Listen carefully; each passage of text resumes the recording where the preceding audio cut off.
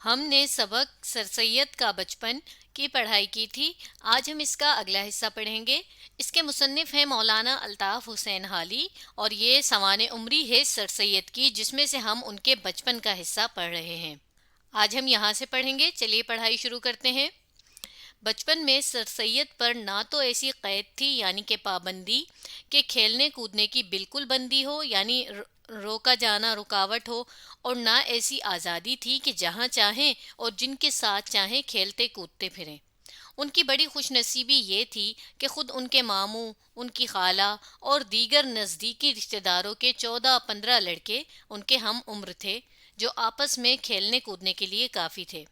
اس لیے ان کو نوکروں اور اجلاف کہتے ہیں کم ذات کو، نیچی ذات والے کو، کے بچوں، اور اشراف کہتے ہیں امیر رئیس کے آوارہ لڑکوں، یعنی کہ جو آوارہ ہوں، فضول گھومنا پھرنا اور اس قسم کی جن میں عادات ہوں، سے ملنے جلنے اور ان کے ساتھ کھیلنے کا کبھی موقع نہیں ملا۔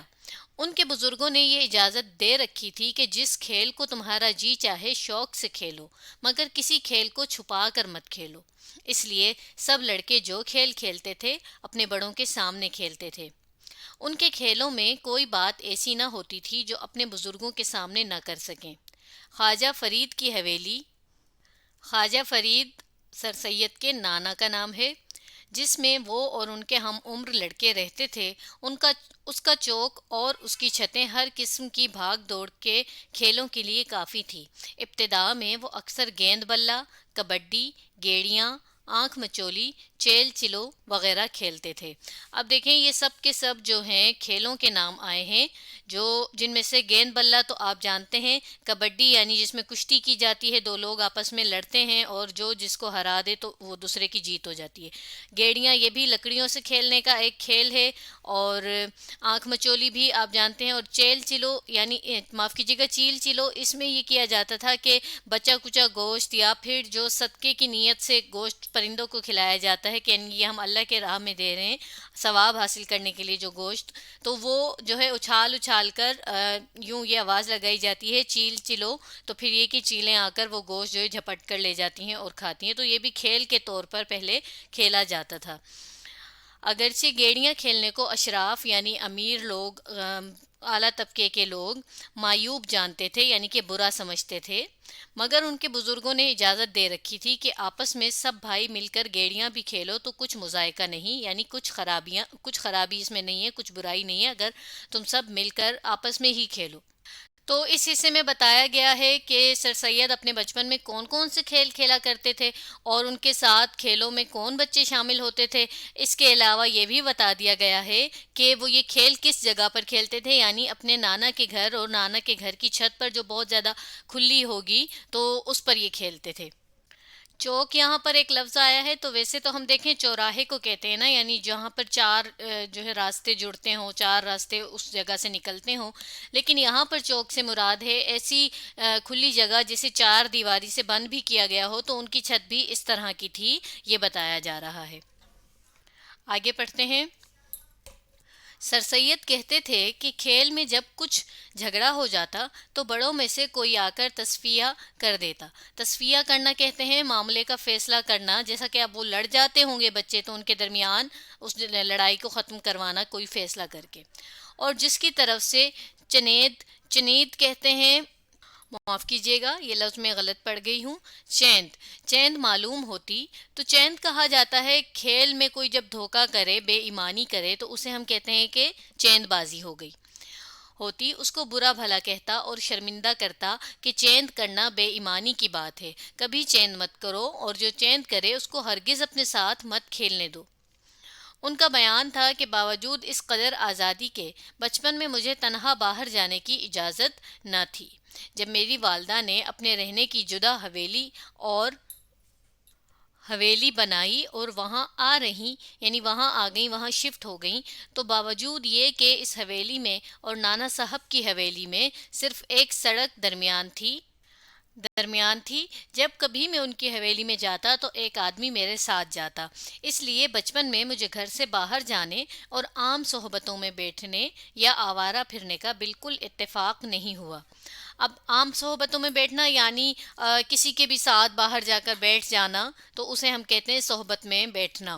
اب دیکھیں کہ یہاں پر بتایا گیا ہے کہ انہیں کھیلوں کی اجازت تھی، سب کچھ تھا، لیکن اس کے باوجود بھی انہیں کوئی اتنی زیادہ آزادی نہیں تھی کہ وہ اکیلے گھر سے نکل جائیں اور کسی کے بھی پاس جا کر بیٹھ جائیں، بلکہ جب انہیں باہر جانا بھی ہوتا تھا، جبکہ کتنا تھوڑا سا فاصلہ ہے، صرف ایک سڑک کا فاصلہ تھا ان کے گھر میں اور ان کے نانا کے گھر میں، پھر بھی اگر وہ جاتے تو ان کے ساتھ کوئی نہ کوئی اور آدمی ضرور شامل ہوتا۔ تو یہاں پر یہ بات بتائی گئی ہے۔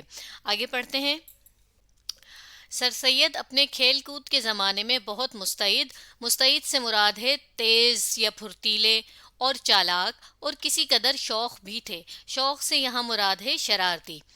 اپنے ساتھیوں کے ساتھ اکثر شوخی کیا کرتے۔ وہ کہتے تھے کہ ایک بار میں نے اپنے ایک رشتہ دار بھائی کو، جو استنجا کر رہا تھا، استنجا کرنا کہتے ہیں پیشاب کر کے اسے دھونے کو، چپکے چپکے اس کے پیچھے جا کر چت کر دیا۔ چت کرنا یعنی اس طرح سے کسی کو پیچھے سے مارنا کہ وہ پھر پیٹھ کے بل گر پڑے، یعنی الٹے منہ، معاف کیجیے گا، الٹا گر جائے۔ اس کے سارے کپڑے خراب ہو گئے۔ وہ پتھر لے کر مجھے مارنے کو دوڑا اور کئی پتھر پھینکے، مگر میں بچ گیا۔ آخر سب بھائیوں نے بیچ بچاؤ کرانا کہتے ہیں لڑائی چھڑانے کو، لڑائی ختم کرانے کو، کر کے صلح کرا دی، یعنی ان دونوں کے درمیان رضامندی کرا دی۔ اسی طرح ایک بار میں شطرنج کھیلتے میں ایک اپنے رشتہ دار بھائی سے لڑ پڑا۔ میرے مکے سے اس کے ہاتھ کی انگلی اتر گئی، یعنی اس کے ہاتھ کی جو انگلی تھی وہ جو ہے ہاتھ سے الگ ہو گئی، اندر سے ہڈی سے الگ ہو گئی، اور کئی دن بعد اچھی ہوئی، یعنی کہ ٹھیک ہوئی، درست ہوئی۔ ہمیشہ یوں ہی لڑائی بھڑائی مار کٹائی ہوتی تھی، مگر آخر کو سب ایک ہو جاتے تھے۔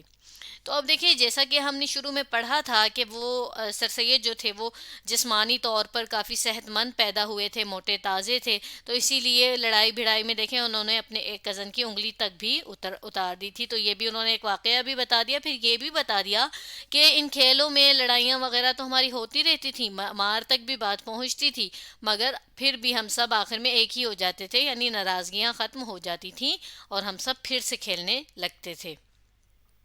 آگے پڑھتے ہیں۔ سر سید لکھتے ہیں کہ میرے نانا صبح کا کھانا اندر زنانے میں کھاتے تھے۔ زنانہ کہتے ہیں مکان کا وہ حصہ جہاں صرف عورتیں رہیں، تو یہ لفظ زنان سے ہے اور زنان عورت ہی کو کہا جاتا ہے۔ ایک چوڑا چکلا دسترخوان، یعنی بہت چوڑا پھیلا ہوا بچھتا تھا۔ بیٹے بیٹیاں، پوتے پوتیاں، نواسے نواسیاں اور بیٹوں کی بیویاں سب ان کے ساتھ کھانا کھاتے تھے۔ بچوں کے آگے خالی رکابیاں ہوتی تھیں۔ رکابیاں رکابی کی جمع ہے، اور رکابی کہتے ہیں برتن کو، یعنی جسے ہم پلیٹ یا کٹوری کہتے ہیں، جس میں ہم سالن یا سبزی ڈال کر کھاتے ہیں۔ نانا صاحب ہر ایک سے پوچھتے تھے کہ کون سی چیز کھاؤ گے؟ جو کچھ وہ بتاتا وہی چیز چمچے میں لے کر اپنے ہاتھ سے اس کی رکابی میں ڈال دیتے۔ تمام بچے بہت ادب اور صفائی سے ان کے ساتھ کھانا کھاتے تھے۔ سب کو خیال رہتا تھا کہ کوئی چیز گرنے نہ پائے، ہاتھ کھانے میں زیادہ نہ بھرے، اور نوالا چبانے کی آواز منہ سے نہ نکلے۔ رات کا کھانا وہ باہر دیوان خانے میں کھاتے تھے۔ اب یہ دیوان خانہ جوڑ کر لکھا ہوا ہے، ہم نے اس سبق میں پہلے بھی بہت سی جگہوں پر اس طرح سے لفظ جڑے ہوئے دیکھے ہیں، تو پہلے اس طرح سے لکھا جاتا تھا۔ اور دیوان خانے کا مطلب ہوتا ہے جسے ہم بیٹھک کہتے ہیں، ڈرائنگ روم کہتے ہیں، جو خاص طور پر مہمانوں کے لیے ہوتا ہے۔ زنانہ ہو جاتا تھا۔ میری والدہ اور میری چھوٹی خالہ کھانا کھلانے آتی تھیں۔ ہم سب لڑکے ان کے سامنے بیٹھتے تھے۔ ہم کو بڑی مشکل پڑتی تھی۔ کسی کے پاؤں کا دھبا، اب یہاں پہ وہی پاؤں کا لفظ جو ہم سمجھ چکے ہیں کہ پہلے اس طرح لکھا جاتا تھا، سفید چاندنی پر لگ جاتا تھا۔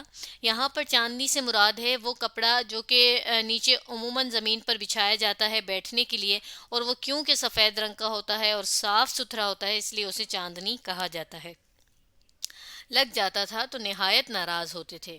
روشنائی وغیرہ کا دھبا، روشنائی کہتے ہیں قلم کی مثلا جس سے جو بھی ہمارا قلم لکھتا ہے، انک جسے ہم کہتے ہیں، وہ نیلے رنگ کی بھی ہو سکتی ہے، کالے رنگ کی، اسے ہم روشنائی کہتے ہیں۔ کسی کے کپڑے پر ہوتا تھا اس سے بھی ناخوش ہوتے تھے۔ شام کو چراغ جلنے کے بعد ان کے پوتے اور نواسے جو مکتب پڑھتے تھے، مکتب یعنی کہ اسکول، کالج، مدرسہ، کوئی بھی ایسی جگہ جہاں پر علم سیکھا جائے، اور جن میں سے ایک میں بھی تھا، ان کو سبق سنانے جاتے تھے۔ جس کا سبق اچھا ہوتا تھا اس کو کسی قسم کی عمدہ مٹھائی ملتی، اور جس کو یاد نہ ہوتا اس کو کچھ نہ دیتے اور گھرک دیتے۔ گھرک دینا یعنی کہ ڈانٹ دیتے۔ تو اب اس حصے میں بتایا گیا ہے کہ وہ کھانا کس طرح یعنی کس طریقے سے، کس سلیقے سے کھایا کرتے تھے اور کن کے ساتھ کھایا کرتے تھے۔ اور رات کے کھانے سے متعلق بتا رہے ہیں کہ دن کا کھانا تو وہ اپنے نانا کے ساتھ کھایا کرتے تھے، مگر رات کا کھانا کیونکہ ان کے نانا جو ہے وہ باہر بیٹھک میں ہی کھایا کرتے تھے مہمانوں کے ساتھ یا ویسے بھی، تو اس لیے وہ پھر زنانہ یعنی عورتوں کے ساتھ ہی گھر میں خالہ اور جو ہے والدہ لوگوں کے ساتھ کھاتے تھے۔ اور پھر اس چیز کا انہیں بڑا جو ہے ڈر لگا رہتا تھا کہ اگر کوئی نشان نہ لگ جائے، کوئی دھبا نہ پڑ جائے اس چادر پر یا کسی کے کپڑوں پر کچھ ہو۔ یعنی بے شک نانا رات کے کھانے میں موجود نہیں ہوتے تھے، مگر وہ ضرور دیکھتے تھے کہ کھانا کس طرح سے کھایا گیا ہے، اور اگر وہ دیکھتے تھے کہ کہیں پر کوئی نشان ہے کسی کے کپڑوں پر یا پھر اس چادر پر، تو پھر وہ اس سے ناراض ہوتے تھے یعنی کہ ناخوش ہوتے تھے۔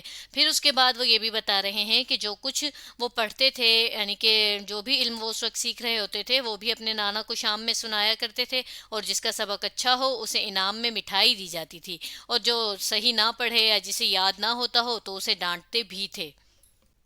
تو آج ہم نے سبق سر سید کا بچپن کی پڑھائی کی۔ اب اگلی ویڈیو میں ہم اس سبق کا بقیہ حصہ پڑھیں گے۔ آپ اس ویڈیو کو دوبارہ دیکھیے اور اس سبق کو سمجھنے کی کوشش کیجیے۔